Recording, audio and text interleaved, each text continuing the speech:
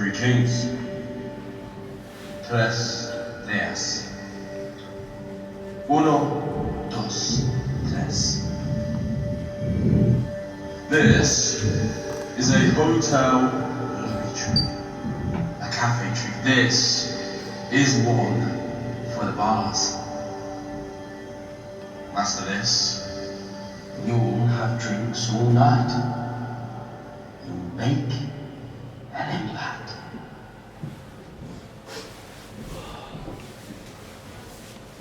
Making an impact, I'm about to find out, is one of my father's favourite themes.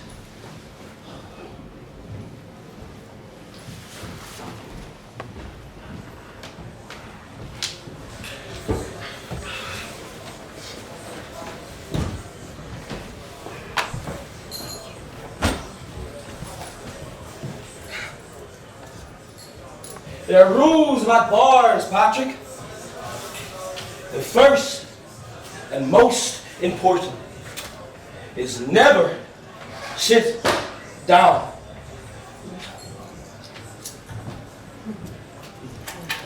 When I'm 8 years old, this is the first time that we have properly met. My mother, mindful to the fact that none of his other promises has escalated into an actual appearance, has kept this visit a secret from me. And so, today it's a surprise to find myself opposite him in the dining room. Alone. With my father for the very first time. You'll never make an impact sitting on your arse, he says. Yeah, and I'm not. Because, well, mate, I think that probably sounds about right. There are only 3 types of people that sit down in bars. Women, priests, and cripples. He taps the desk, returning my attention to the coins. This king, the first king, can't be touched and moved. This king, the second king, can be touched but not moved. And this king, the third king, can be moved but never touched. I'm staring at him. I should be staring at the coins, but I just can't seem to break the gaze. He's in a corduroy blazer, a pink shirt, silk tie, pocket square. He smells of sandalwood. The smoke from a Dunhill cigarette is twisting itself down his fingers. The red and gold packet, which to me seems impossibly chic, is lying there on a table next to the coins. Yeah, Princess Margaret smokes these. Saw her stealing an ashtray once out of Lismore Castle. Look at the coins! And my sister remembers him. She's 4 years older than me. She remembers when he lived with us in a string of rented apartments in the centre of Dublin. He can only flourish, he said, in Georgian architecture. Yeah, it was a time of high windows. And she tells me the beginnings of my mother's episodes. A time of debt collectors, and exile, and escape. Well, how did you meet? Oh, that's my mother. Oh, well, I was pretty, she'd say, and not without defensiveness. No, but what did he say? He was struck. Yeah, that's the word he used. He was dazzled. And she praises herself in the mirror, a stray lock of hair. Oh, I was a flashy dresser back then, and not like the other girls. He recognised my coat. The quality of it. I want to know if my father's still staying in Dublin. I imagine how Princess Margaret would make such an inquiry. Staying in Dublin these days? And my brother, he says, I'm into something at the moment. Something quite interesting. What? Oh, It's an opportunity. It has the potential to be quite lucrative if people are imaginative enough. If they are brave enough, if they keep their nerve. And then he looks me up and down to see whether I'm worthy of elaboration. Something to do with smoked fish. This king can't be touched and moved. This king can't be touched but not moved. And this king can be moved but not touched. Any bar in the world you can show this in. It's a universal form of communication. What languages do you speak? French. A lie. French isn't really a language. It's more a series of vocalized evasions. You can pretty much say anything you like in French. It all comes to a question of noodling down your nose. If that's the sort of thing that interests you, you'd be far better taken off the bassoon. I'm staring at him. Now, Arabic is a proper language for a gentleman. It's lyrical without being effeminate. Yeah, his smoke is filling up the air now. After he's gone, I shall smell it. My hair, my clothes. Spanish, of course, is your language, he says. But he says it like it's obvious. But there's a defensiveness there. Caution. Bet your mother never told you about that, hey? Your dark hair, your brown eyes. That's your Spanish ancestry. My ancestry. Yeah, there's more to you than your mother, you know. Your great-grandfather laid all the electric cables across Spain. Married a Spanish girl. A house in Madrid, a estate in Malaga. They even made their own sherry and not in a vat in the kitchen.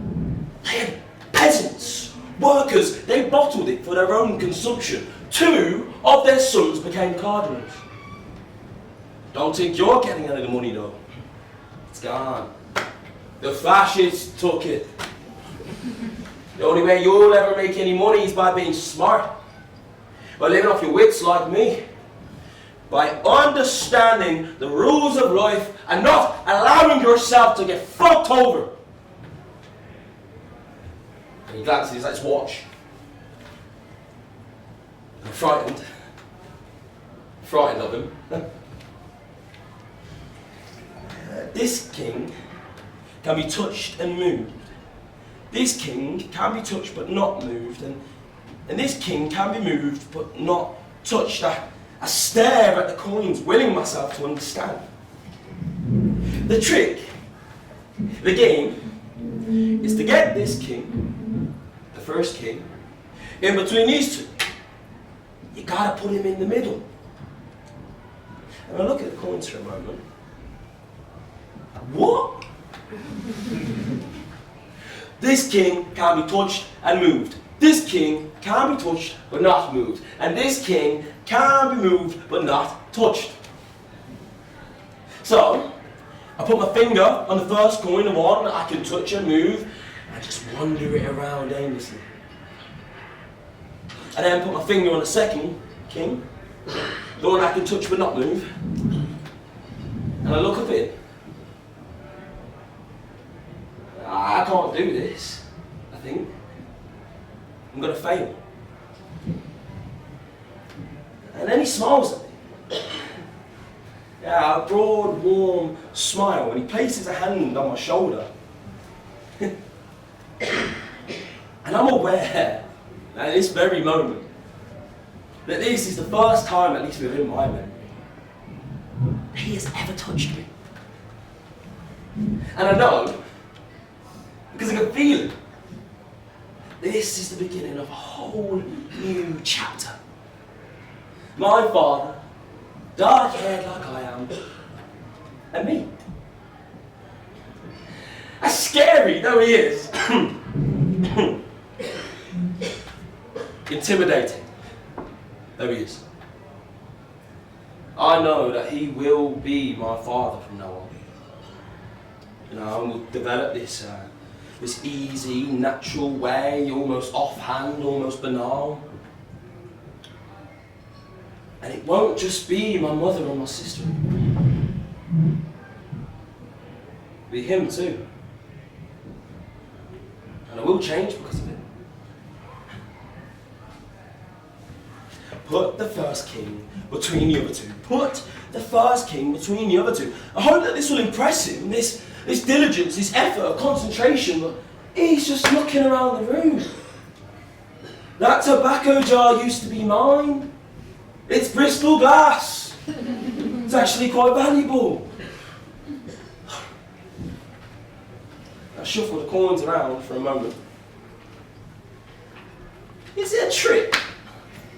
Is it a trick? Of course it's a trick. I'm teaching you a trick, he says. But is it impossible? If it were impossible, would I be wasting my time on it? If it were impossible, would it have saved my life in a fish market in Essaouira? The hand has left the shoulder now. Look down at the table. Does your mother still take the pills? Yes. For her nerves. I don't know what they're for. But I'm not. Stupid woman. He doesn't say that. But he thinks it. You can see. I can see his contempt for her. And in a subtle act of betrayal, brushing her off me so faithlessly, so effortlessly, I mimic him. Tentatively, I put my finger on the first coin. And I wander it around the polished table and ever so delicately edge it in between the second and the first. And I look up at him. And he sighs. He has none of the normal pleasure people have when you fail at their game. No glint of triumph, no rush of success. The third king, he says, moved but not touched. I say, oh, but you did touch it. You touched it with the edge of the first, and so I try again. Yeah, it's true, I did. Let's call this a test, he says. See if you can work it out. See if you can work it out, and if you can, then I'll reward you. Oh, with what? With a prize.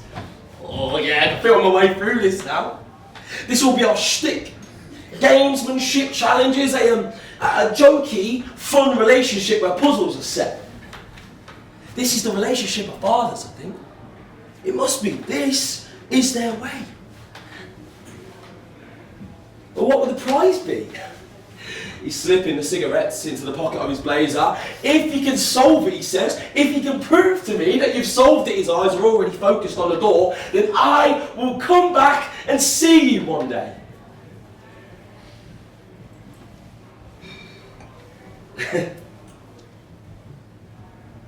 Yeah, my belly flips.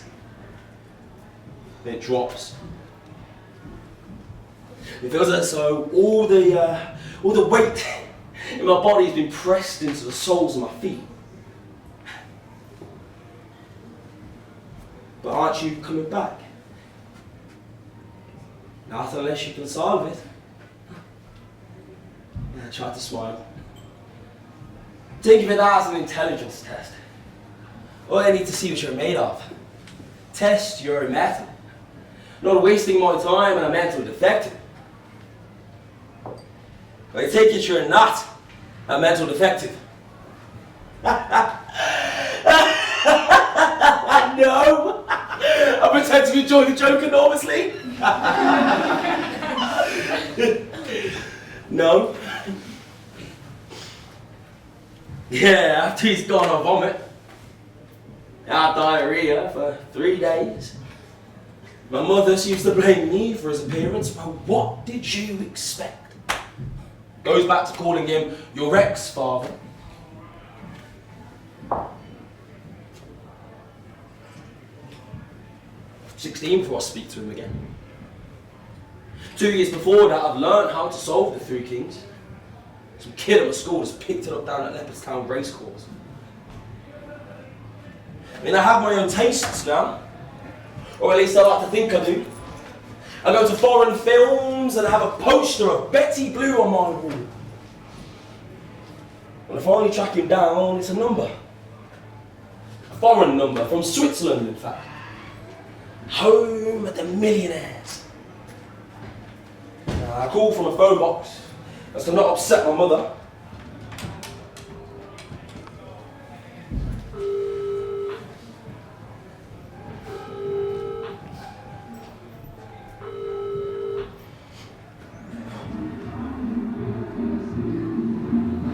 Yeah, there's a party going on. And a sing-along which couldn't have been anything other than German. I imagine the red and white tablecloths in the inevitable swinging of steins. Yes.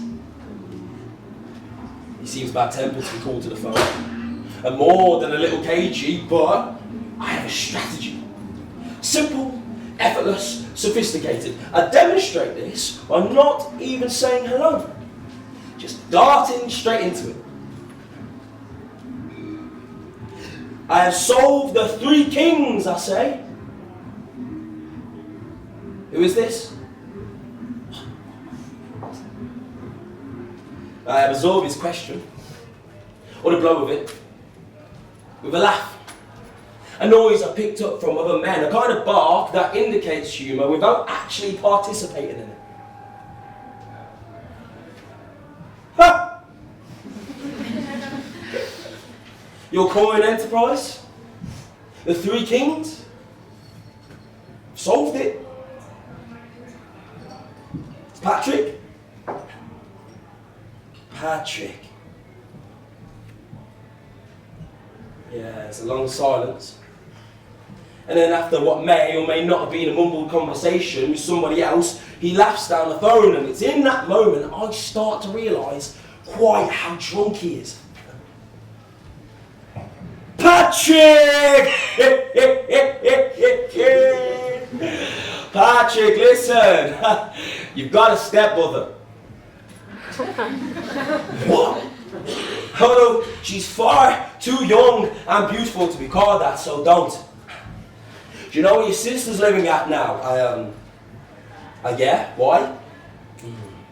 I want to send her a picture. Right, okay, of what? Oh, right, yeah.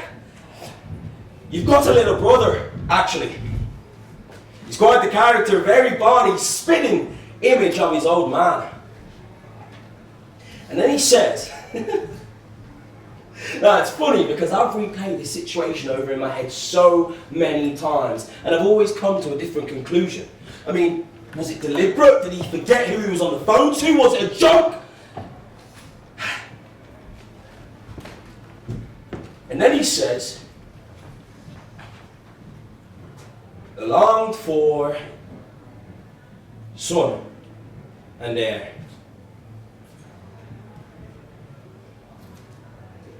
And then he puts on the phone.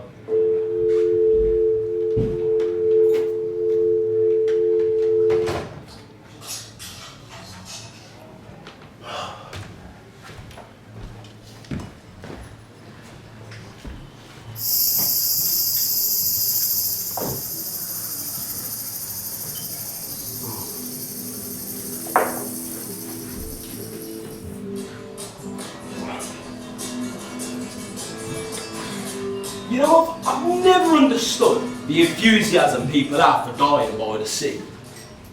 I mean, I like the sea. I like the sucking of waves on shingle. I'm not. This isn't a condemnation of the poetic principles of nature. I got no idea why I'm talking like this. I'm looking around a cafe.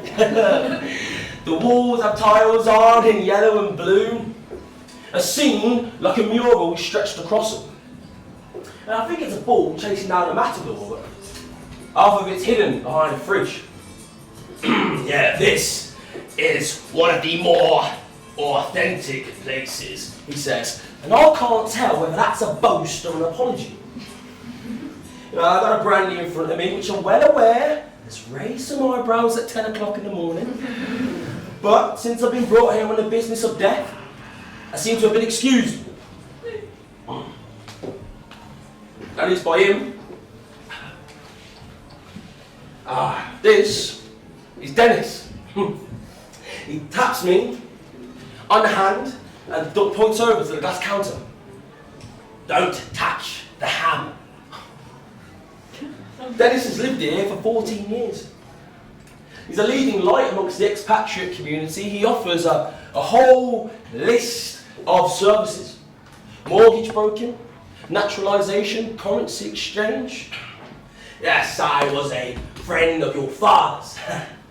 And not to say that he was unpopular. He had so far from it. He was very, I can see that the lingering of unfinished sentences is going to be Dennis's style.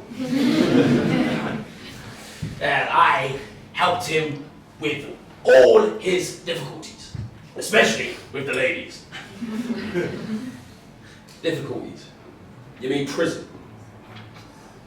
I gave him advice. I advised him, especially with the divorces there were, this being Spain, the inevitable land and property issues.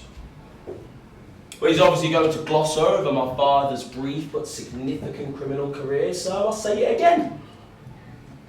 Did you help him out when he went to prison? Yes, he was incarcerated, briefly, in Madrid. I gave advice to his wife. Right, you must remind me, Dennis. Might that have been Barbara? Barbara? Yes, Barbara. An older lady, made a lot of money in care homes, I think. No. Dennis looks troubled for a moment.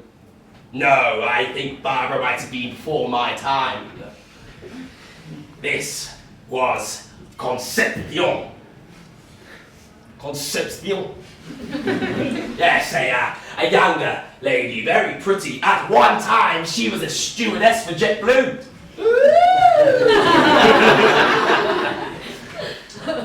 Never heard of JetBlue.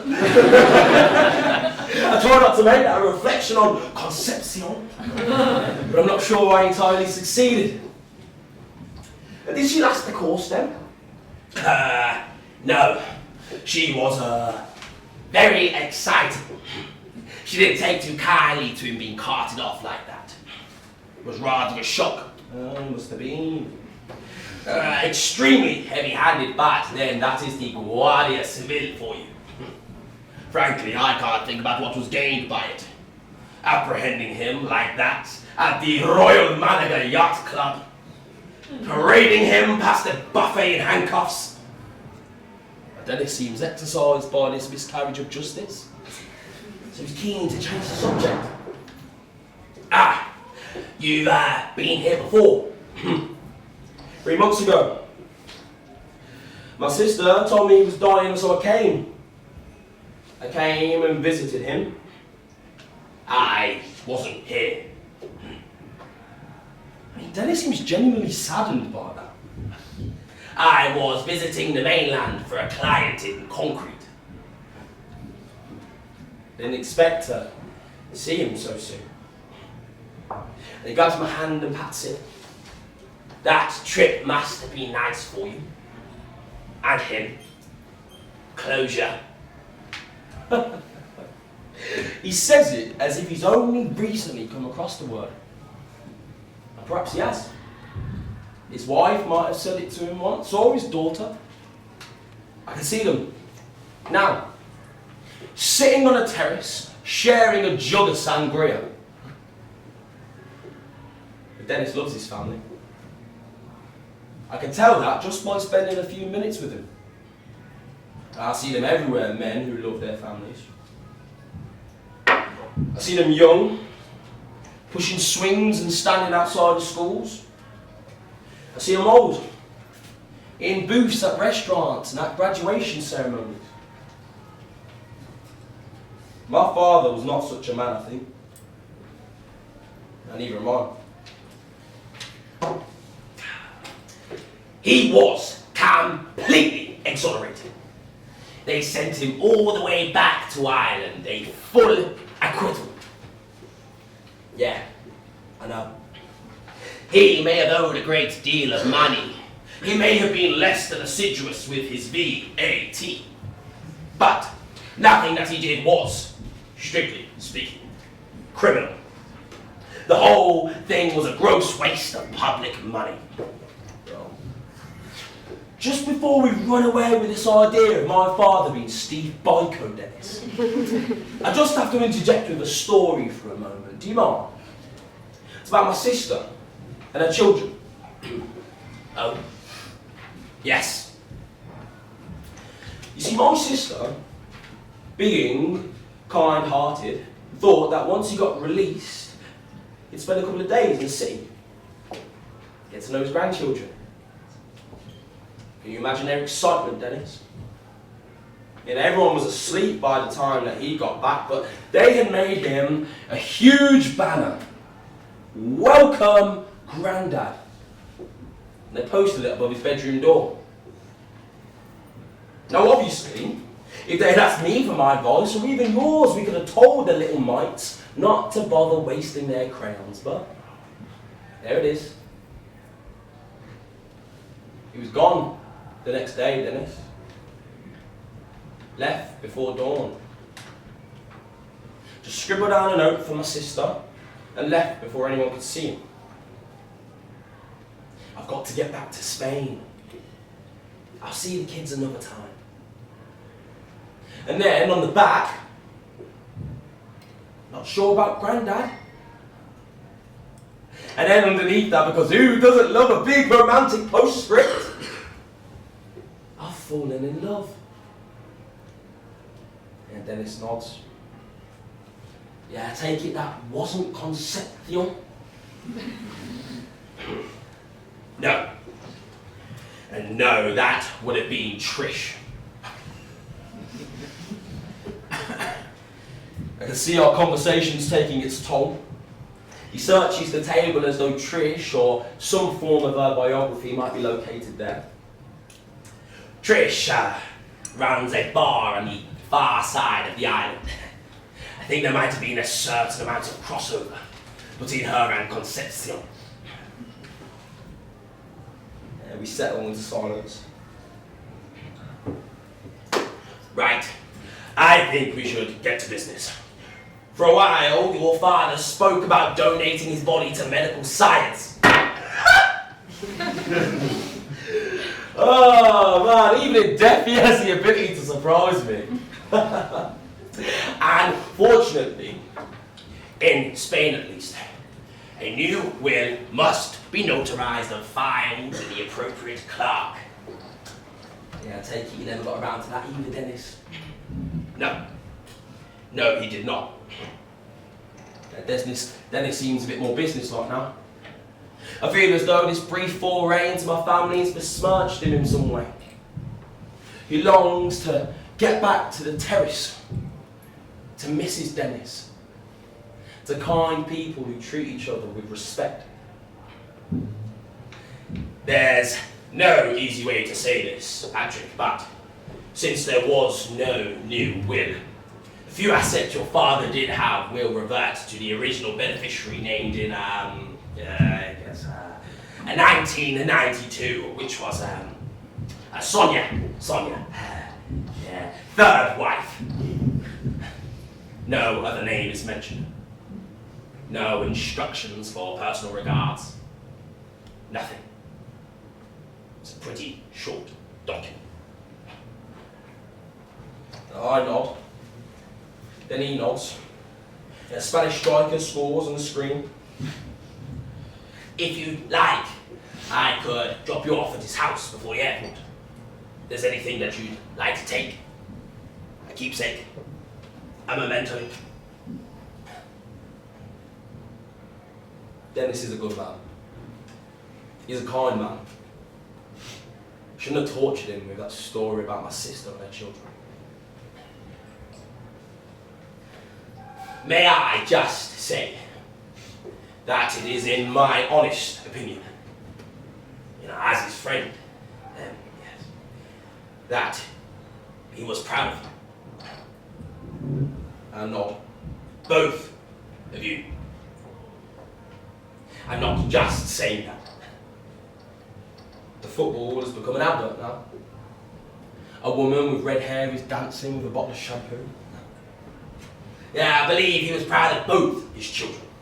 He said so quite often, in fact. I have 2 exceptional children. 3, I say quietly. I'm sorry, what? There were 3 of us. My father met a woman somewhere in Switzerland.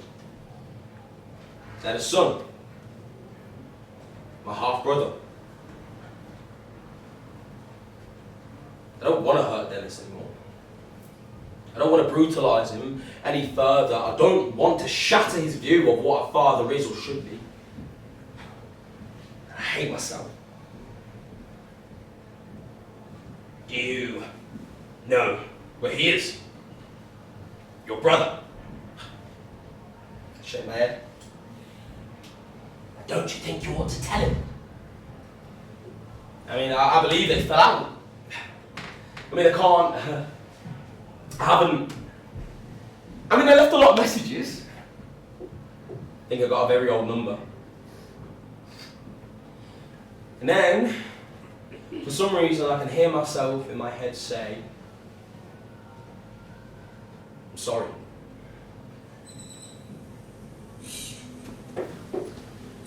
Outside, I listen to messages. There are 3 from someone that I lived with for 2 years and then left without any explanation. The message is a familiar one. It's a list of all my faults.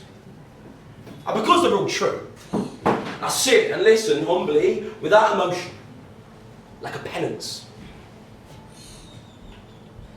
I am emotionally unavailable.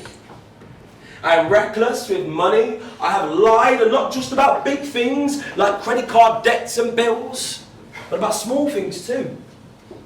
I mean, who lies about a coal delivery?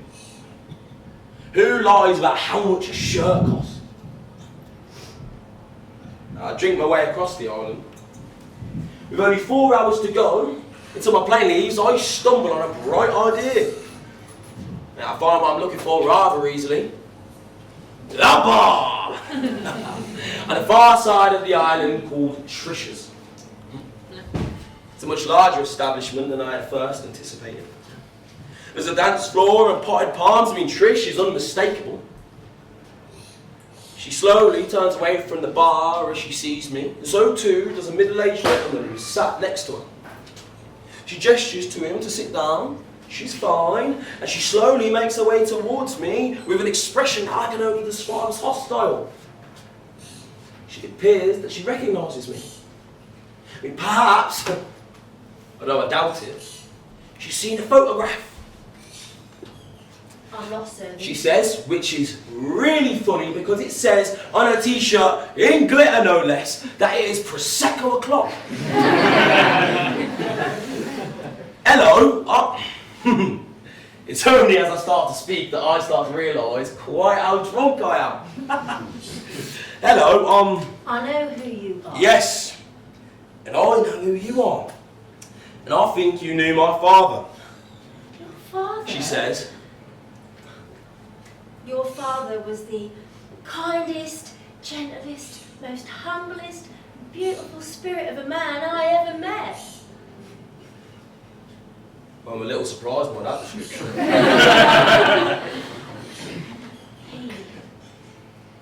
He was a saint. It occurs to me that she might be talking about someone else. Some other serial monogamist. Some other womanizer who wove his way around the island. It was because of you that he lost everything.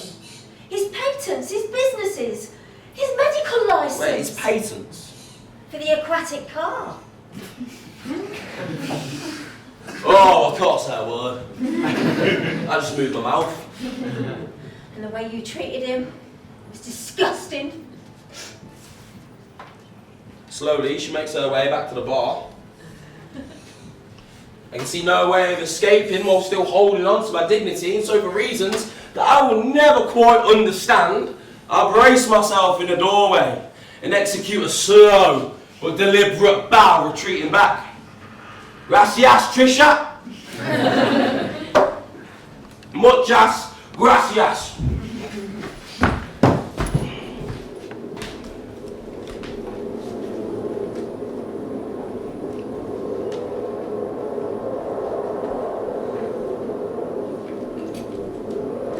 It's a tiny house. It's also squalid, filthy. There's a terrible little yard where weeds and filth and rubbish have accumulated for many years. There's a dog chained up somewhere outside, howling. The wind is gritty, relentless. Although we're only halfway up the mountain, it's hot, even in November. The room in which he lives and sleeps in has an appalling smell. He appears to have been living off sugar puffs. Yeah, he'll take no medication. I have no business with doctors, he says. Yeah, big pharma's become a favourite topic now. Disease is a racket. Yeah, he'll cure his cancer with soursop fruit. He's read that on the internet. Most diseases are generated in laboratories, he says, so that we can be charged for a cure. Now, that sounds like something to me that he, as a lover of enterprise, ought to approve of. But I say nothing. Do you think he suffered?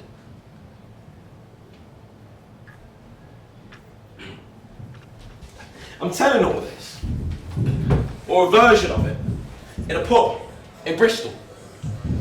Across from me is a young man in a high visibility jacket, over his sweatshirt and a yellow hard hat hanging from his chair. He's so gripped in the story that he scarcely touched his pint. I, on the other hand, went into my third gin and tonic.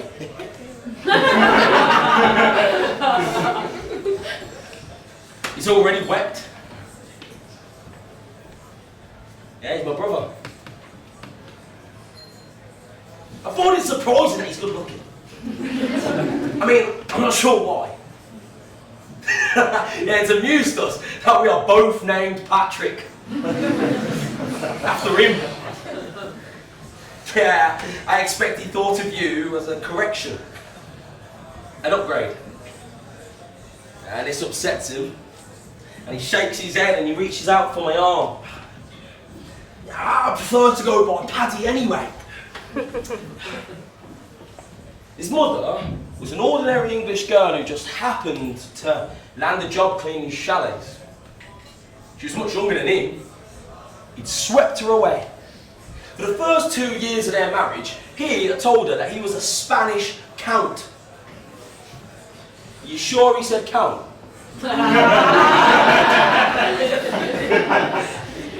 Take away one letter and he might have even been telling the truth. Oh yeah, he laughs at this. He laughs easily. I find myself tremendously drawn to him. His open nature, his innocence. He's greeted warmly when we come into the pub, and he introduces me with a great beaming smile. This, yeah? This is my brother! From Ireland!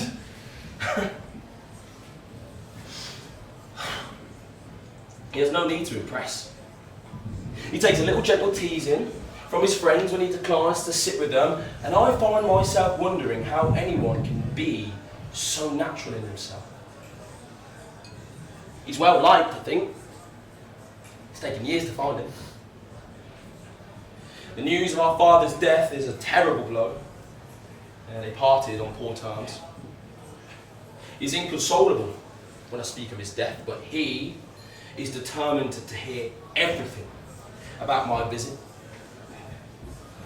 The last visit to the house on the mountain, to the island where he lived. I told him that we two had not spoken for many years, and he nodded his head, relieved, I think. He was an intensely difficult man, Paddy. I'm aware that every detail I provide lands with him, like a kindness. My sister told me that he was dying, and so I came. I took a plane to come and see him. Well, I'd love to meet your sister, he says. My sister? Yeah, he laughs at the realisation of this. Yeah, he's got the dark hair too. Brown eyes. Appalling people on the island, he said. Carmen. He introduces me to one or two acquaintances. I think they're mostly used for driving him about or running errands. One in particular, Pete, seems so enthralled that he is impervious to insult or injury.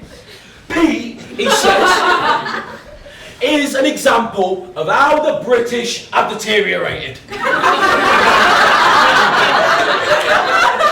From Shakespeare to Palmerston to Pete. A sunburn half-wit in denim shorts.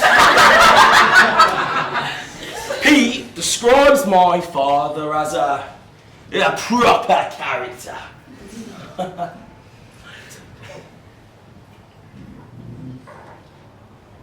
Yeah, at night things are different. He's frightened, unsure of where he is. He cries out and reaches for me. Sometimes he weeps. It takes him forever to get to bed, and even when he does, he gets up to pace about and check positions of certain objects. The moon illuminates the filthy yard. What's going on, he says. What is it? And I try to quiet him by rubbing his foot. The only part of him I can reach without leaving my little camp bed in the corner of the room. Neither of us have mentioned that in a series of emails 5 years ago, we had traded such blows, such appalling insults that no ordinary person could have recovered. He told me that I was only born so that my sister wouldn't be born. He told me he never loved my mother, never intended to stay.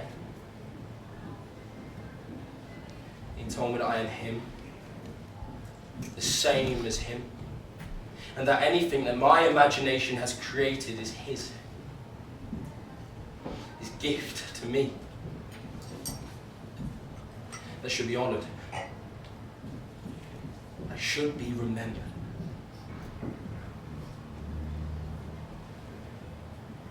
I told him that he is a cheat and a liar. I had told him that he has given me nothing. I told him that my sister hates him, that her children laugh at him, we all laugh at him, together. I told him I would never see him again. And yet,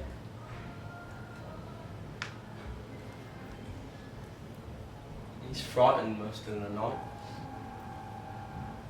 He whimpers like a child.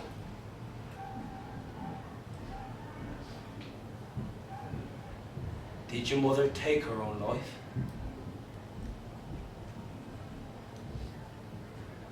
We don't know. My sister found her. A long, muffled sobbing into a pillow follows that inquiry. Later, Ireland is a terrible country. Why aren't you ashamed of it? Oh, he's fierce now. He's furious. Oh, I am, I say. Every Eurovision, I'm inconsolable.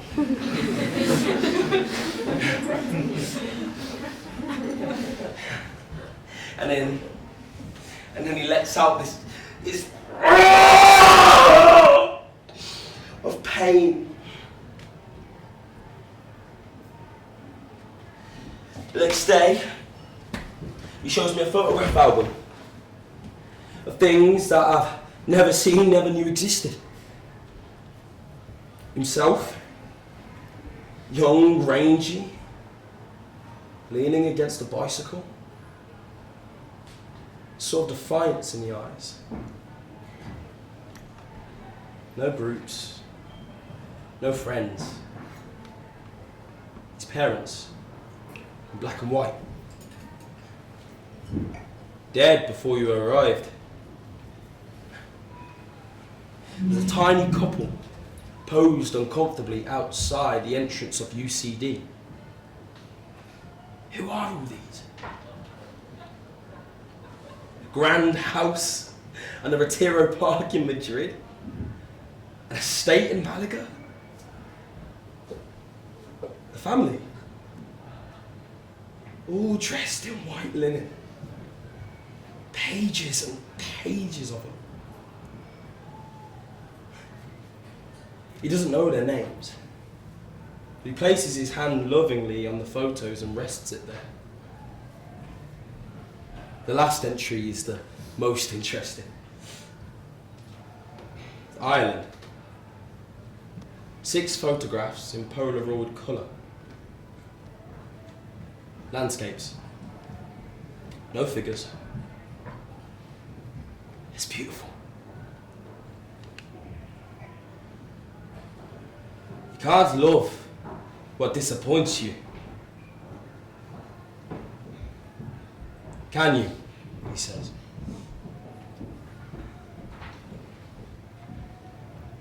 And before I can answer that question, because I can answer that,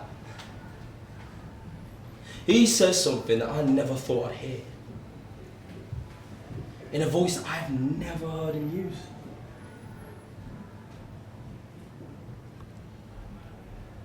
Will you pray for me?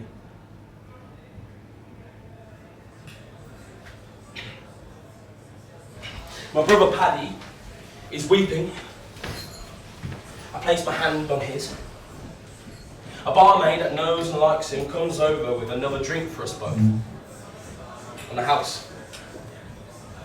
She squeezes his shoulder and she leaves. And she offers me a smile. I have a son, he says. He cannot look up. I got a boy. He's 10. For a minute, I think he's about to pull out his phone and show me a photograph. But he just pulls out a tissue. Yeah, I'm no better, he says. Yeah, I'm no better than he was. He cannot meet my eye. Don't get on with his mother.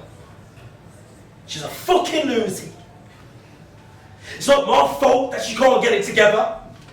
I tried. I know, I say with no justification whatsoever. She moves him around a lot. I don't know what she tells him about me. I mean, how can I know? Before I go, I give him the photograph album. And he squeezes me so tightly, so painfully that I cannot move. You'll come back and see me again, won't you? You will come back. Yeah, he's bubbling over now. With ideas and plans and schemes. He'll meet my sister and her children. He'll visit Ireland. He'll visit Spain. We'll get to meet his son. You will come back. I can't leave him, I think. Not like this.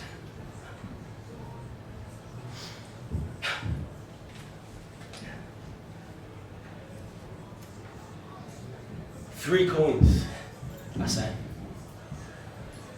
3 kings.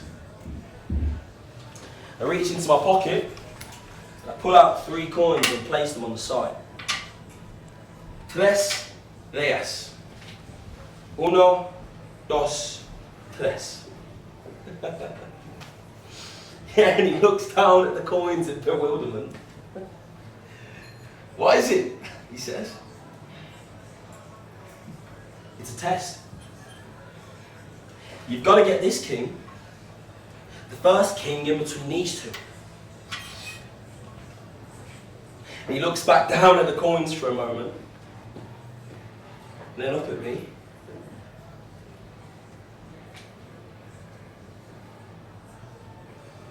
And I show him. I show him exactly how it's done. There. Look. The force from the 1 coin ricochets into the other. Just save you a bit of time. And he smiles. Yeah, he's disproportionately impressed. Who taught you that? My mother. I say goodbye and I leave. And as I go, I can hear him. You'll come back, won't you? You will come back and see me. You've got my number. You'll come back again. And then he turns around to his friends. Yeah, that was my brother. You'll see him. You'll get to meet him. You'll meet him when he comes back.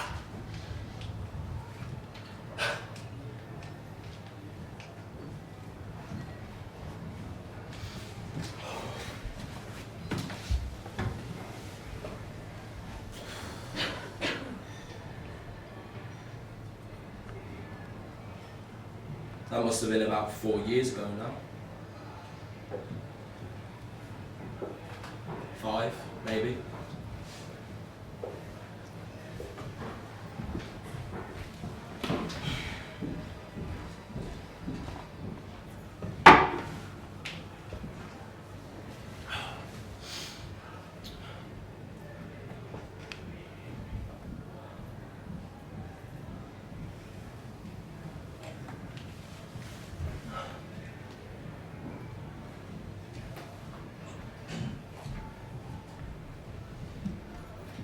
Dear Father, we are the breakers of promises. We are the fakes, the fantasists. We are the liars who cannot, even if we wanted to, reveal the true price of anything. We are the fools. We are those in whom it is impossible to place your trust. Look down on us. We are the charming. We are those that own money. We are dead and faithless to shame. Except for we are ashamed. Except at night, alone. Except then. We want to be kind and natural and easy. We believe that we could be honest in love, in life.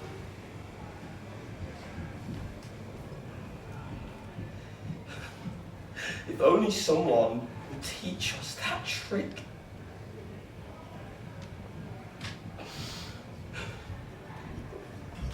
Have mercy on us, Father.